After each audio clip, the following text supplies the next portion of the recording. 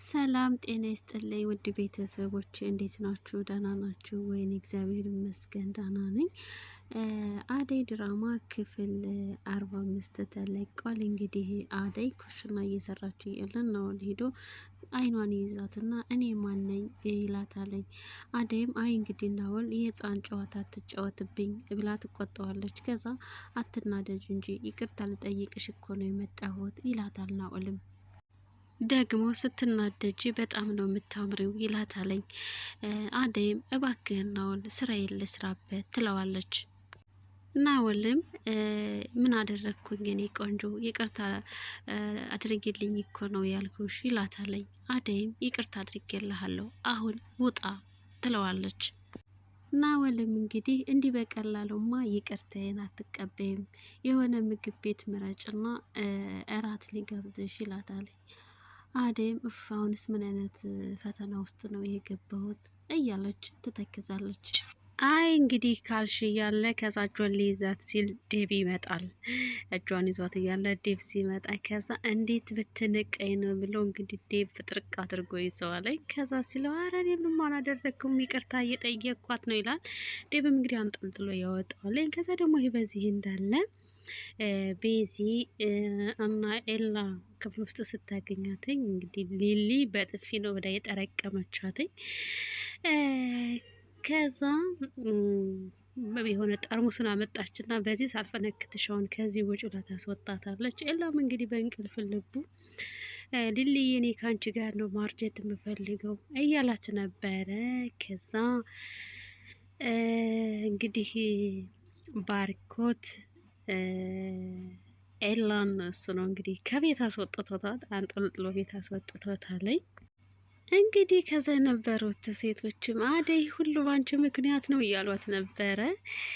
ከዛ ይሄ በዚህ እንዳለ ባርኮት ደረጃ ላይ ቁጭ ብሎ እያለ ቤዛ ትመጣና እንዴት አደርክ ብላ ቁጭ ትላለች ካጠገቡ።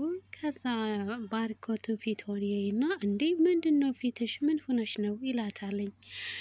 ከዛ ቤዛም ምንም አልሆንኩም ትለዋለች።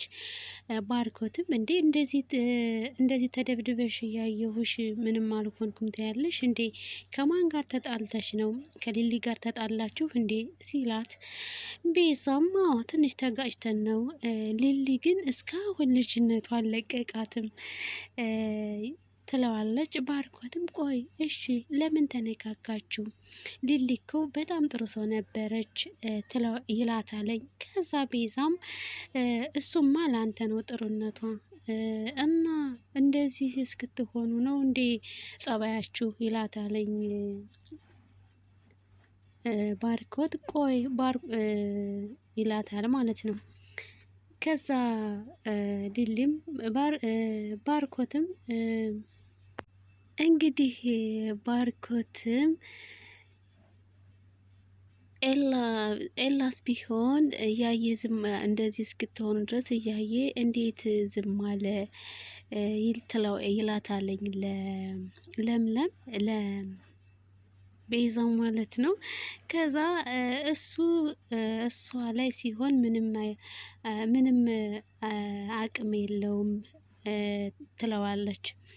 ከዛ ባርኮትም እሺ በቃ አንቺ አሁን ግቢና ቁርስ ብይ እኔ ሄጄ አናግራታለሁ ይላታለም። ለምን እናንተ ትልልቅ ሰዎች አይደላችሁ እንዴ? እንዴት እንደዚህ አይነት ነገር ታደርጋላችሁ? ይሄ እኮ ከእናንተ የሚጠበቅ ነገር አይደለም ይላታል።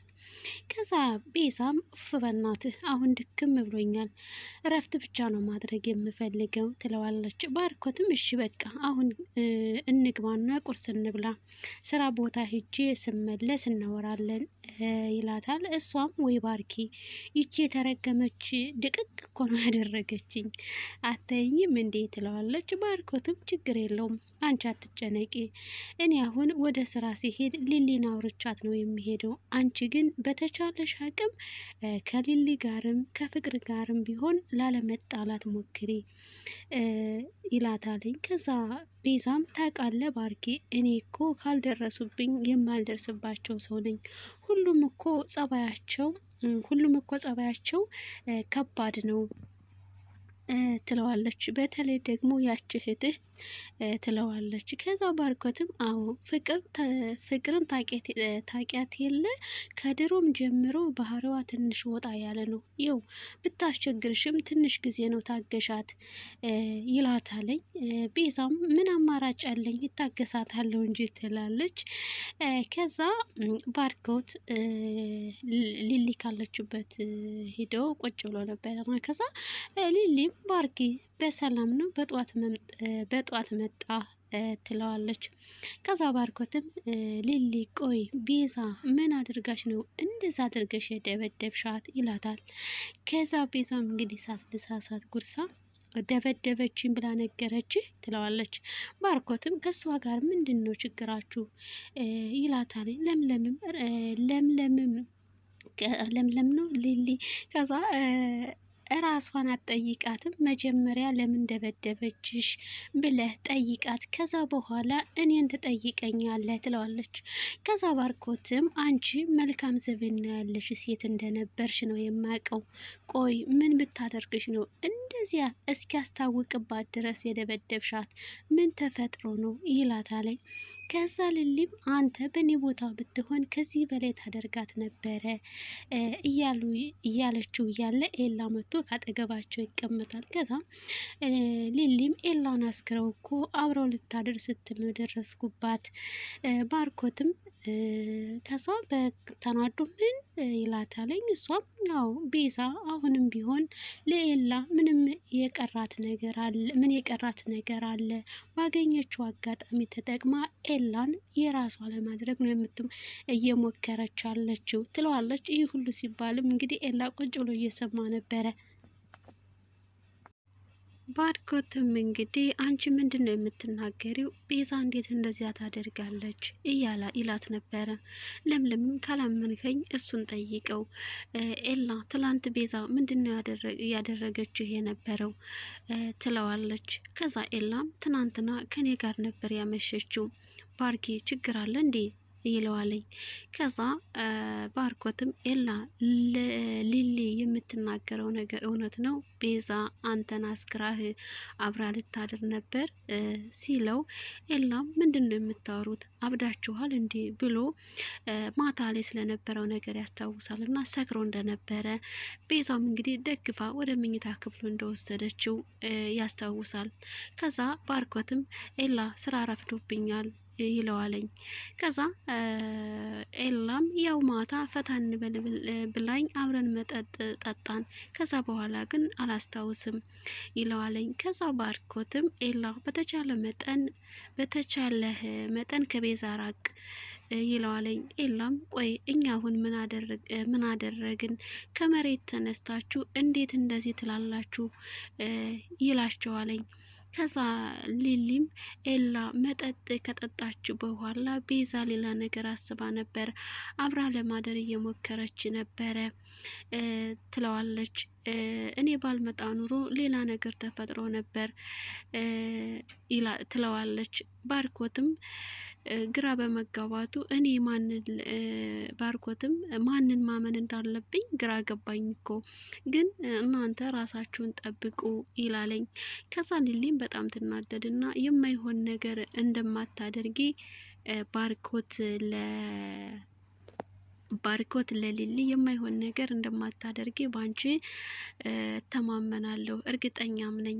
ግን ቤዛ እንዳልሽው አድርጋ እንደሆነ በእውነት በጣም ነው የማዝነው ይላታለኝ። ሊሊም እመነኝ ባርኮት በጊዜ የመጣችበት ምክንያትም ኤላ ሲመጣ ከዚህ የመጣችው ለምን ይመስልሃል? እባክህን ቤዛ አንተ እንደምትላት ሴት አይደለችም። እንግዲህ ባርኮት ቤዛን ጥሩ ሴት አድርጎ ነው የሚያስባት ነው። ከዛ እንግዲህ ኤላም ባርኪ ሊሊ ያለችውን ነገር በቁም ነገር አትውሰደው፣ በእኔና በቤዛ መካከል ከጓደኝነት የዘለለ ምንም ስሜት የለንም ይለዋል። ቤዛም በዚህ በጣም ትናደዳለች። ኤላም እንግዲህ ከቤዛ ጋር ከጓደኝነት የዘለለ ምንም ስሜት እንደሌላቸው በዚህ ነገር መወዛገብ እንደሌለበት ለባርኮት ሲነግረው ሊሊ ቆይ አንተ ለምንድን ነው ለቤዛ ጥፋቷን የምትሸፍንላት? ወይስ አንተ የሚያጠፋኸው ጥፋት አለ ትለዋለች። ኤላም ሊሊ እባክሽን ተይኝ፣ በቃ በነገር አትያዥኝ፣ ራሴን አሞኛል፣ መቆም እያቃተኝ ነው ይላታለኝ። ከዛ ሊሊም እንዴት አይመምህ ያን ሁሉ ስገለብጡ አምሽታችሁ ትለዋለች። ከዛ በቃ በኋላ ተረጋግተን እናወራለን ብሎ ተነስቶ ይሄዳለኝ። እንግዲህ ቤዛም ምኝታ ክፍሏ ሆና ትጠራታለች አደይን። ባርኬት ሄዶ ነው ስትላት የለም በጧት ነው የወጣ ትላታለች። ከዛ አደይም ፊትሽ ምን ሆነች ነው ምናምን ነገር ትላታለች። ያስታውቃል እንዴ ስትላት አዎ ትላታለች። ከዛ ቤዛም ያቺ ጓደኛሽ ናት ጥጋብ ካናቷ ላይ ወጥቶ እንደዚህ ያደረገች ትላታለች። አደይም ለምለም መቼም ከመሬት ተነስታ ልትመታሽ አትችልም ትላታለች። ከዛ ቤዛም የሳን ንዴት ነው አንቺ ላይ የምወጣብሽ፣ አሁን ሄደሽ ቁርሱን አንጭልኝ ብላ ትናደድባታለች። አደይ ዴቭ ክፍል ትሄድና ታንኳኳለች። ልግባ ትለዋለች። ከዛ ቁርስ ላምጣልህ ወይ ክፍል ስትለው የምፈልገው ቁርስ ደርሷ ስትለው ከዛም መብላት አልፈልግም አመሰግናለሁ ከቻልሽ ክፍል ለቀሽ ውጭልኝ ይላታለኝ። አደይም ዴቭ እኔ እኮ አደይ ነኝ እኔን ውጭልኝ ነው ያልከኝ ትለዋለች። ዴቭም እና ምን ላድርግ አደይ አንቺ ስሜቴን አትረጅኝም፣ የራሽን ስሜት ብቻ ነው የምታዳምጪው። እኔ ያፈቀርኩሽ እንጂ ምን አደረግኩሽ? አንቺ የሰው ስሜት አትረጅም። እኔም ከዚህ በኋላ ላስጨንቅሽ አልፈልግም፣ በቃ ዝም እላለሁ ሲል አደይም ይቅርታ ዴቭ፣ እስኪ እንደዚህ አድርጊ በለኝ፣ እኔ እኮ ግራ ገባኝ።